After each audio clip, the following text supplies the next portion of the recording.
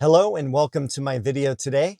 I'm going to be showing a way to get into the engineering mode on the center screen of the Fisker Ocean. I did a similar video a couple months ago on this. However, the code changed for access. There are now two new codes, one for version 2.1 or earlier, and another for version 2.2. So I'll show the 2.2 version, but I'll give both of these codes in the video description. And let's get started.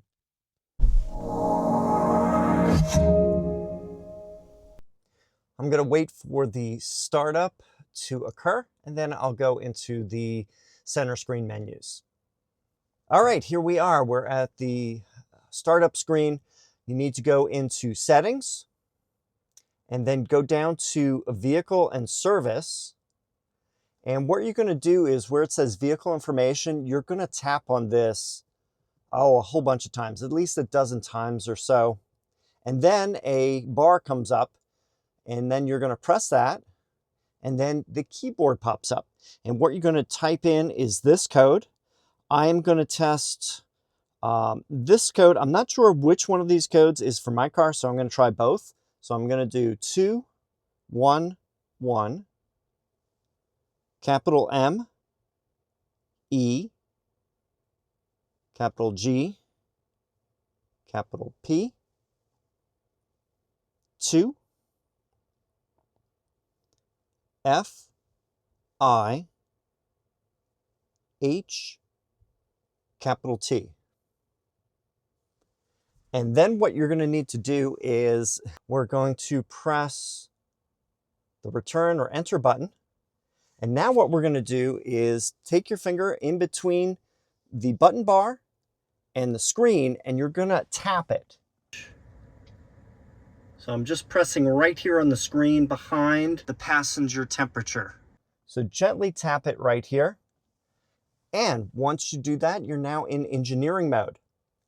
I haven't done a full analysis of this yet, but there are a number of different things that people may want to use in this to access. There's a great number of version number information you can get on here, which is very handy.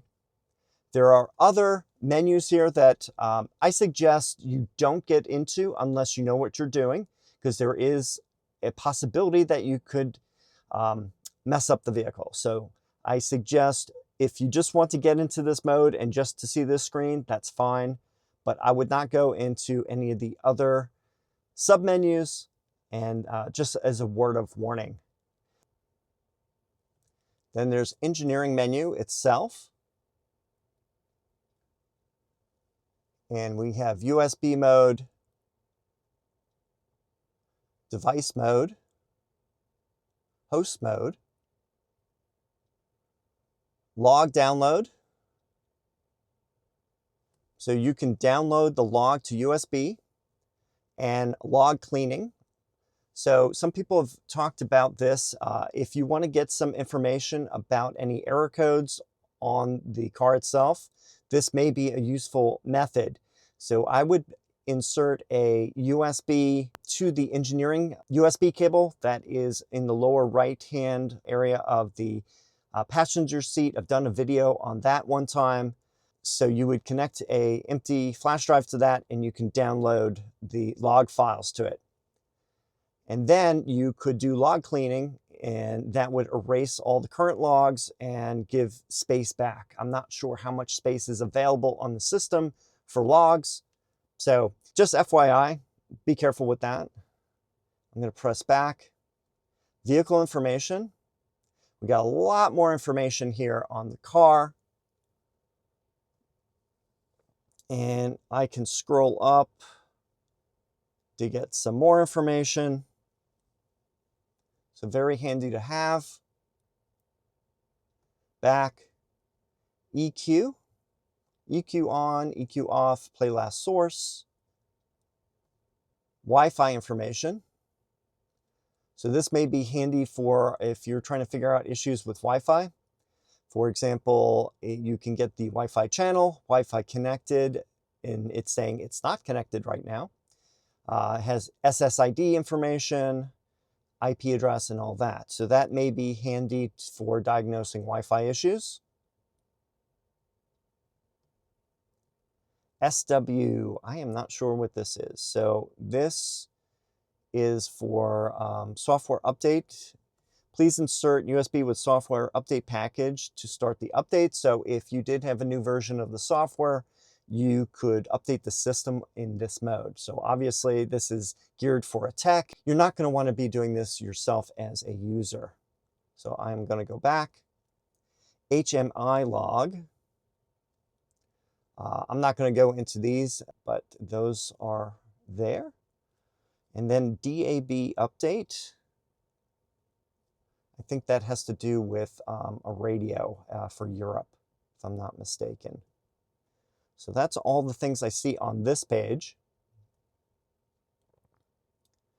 And we are back. So that's it, a basic introduction to the engineering screen here. As I mentioned, and I must say, don't go deep into these menus and go into and adjust things that you don't know what they are. It may have consequences that are not good for the car. So I believe in using this engineering mode as a way to get information, version numbers, and other information on the car, and possibly other diagnosis of issues such as Wi-Fi. So I think this is important for users to have access to this mode, since the company itself is going to be disappearing and a lot of things are going to have to be done by owners themselves. And if techs are unavailable, or you may have them on the phone, they may have a question for you. You can look this up and provide it. So just FYI, be careful with this engineering menu. You don't want to mess anything up in the car. Use it as an information resource, and don't be messing with any of the settings unless you know or specifically are instructed to do so.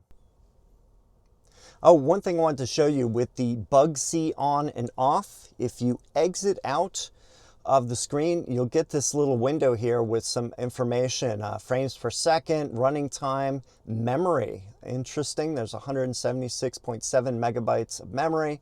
Then it gives some information up here. So I'm guessing this is like a debug screen if there's any errors that come up.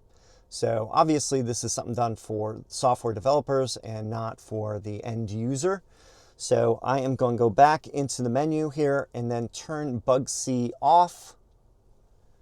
So to exit, you can either press the screen in between the button bar and the display, which got me into this screen in the first place, to exit, or you can just do a simple reset with the steering wheel buttons. All right, so here we go. I just rebooted the car using the steering wheel buttons and everything is back to normal. You're out of the engineering mode. So that is another way to exit out of that. So that about wraps it up for this video. If you have any questions or comments, please leave them down below. If I have any other new things on this menu or system stuff, I'll be doing that in future videos. Thanks for watching, and I will see you in the next video.